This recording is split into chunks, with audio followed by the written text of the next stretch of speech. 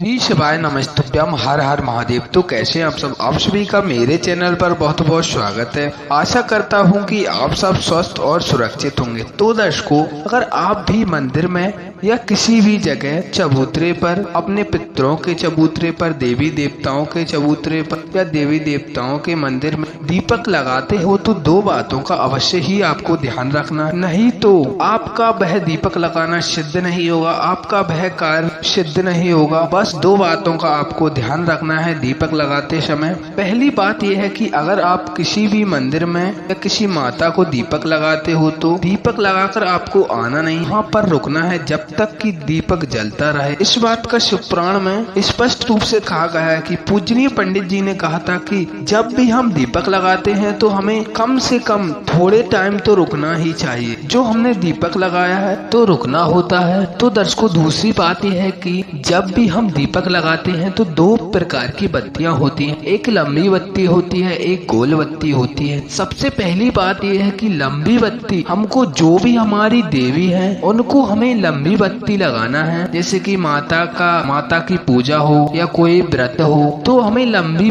बत्ती दीपक में लगाना है। इस बात का आपको विशेष ध्यान रखना है। धार्मिक ग्रंथों में बताया गया है कि पितरों के पास आप जो बत्ती लगाते हैं या अपने रसोई घर में जहाँ पर आपका पानी होता है वहाँ पर आप बाती लगाते हैं या आपके घर में आप दीपक लगाते हैं तो आपको वहाँ पर गोल बत्ती नहीं लगाना है, नहीं तो आपके घर में धन नहीं टिकेगा, पैसे घर में नहीं टिकेंगे, अनावश्यक रूप से खर्च होंगे। अगर आप पितरों को मटके के पास जहाँ भी दीपक लगाते हैं तो गोल बत्ती कभी नहीं लगाना है, नहीं तो आपका कोई भी कार्य संपन्न या सफल नहीं होगा, घर में लक्ष्मी नहीं टिकेगी। आपको लंबी बाती लगाना है। और दर्शकों, एक बात का और विशेष ध्यान रखना है, जब भी आप किसी देवता को, जैसे कि शंकर भगवान, विष्णु भगवान, कोई भी देवता हो, अगर इनको आप दीपक लगाते हैं तो आपको गोल बत्ती में ही दीपक लगाना है, तभी आपका कार्य संपन्न होगा, आपका कार्य सफल होगा। तो दर्शकों, इन दो तीन बातों का आपको आपके जीवन में विशेष ध्यान रखना है। यदि आप किसी भी देवी देवता को दीपक लगाते हैं तो इन बातों का अवश्य ध्यान रखें। अगर आप इन बातों का ध्यान रखते हुए दीपक लगाते हैं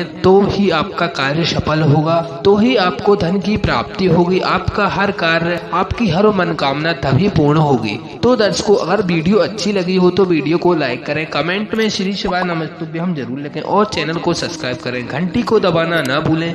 श्री शिवाय नमस्तुभ्यम हर हर महादेव।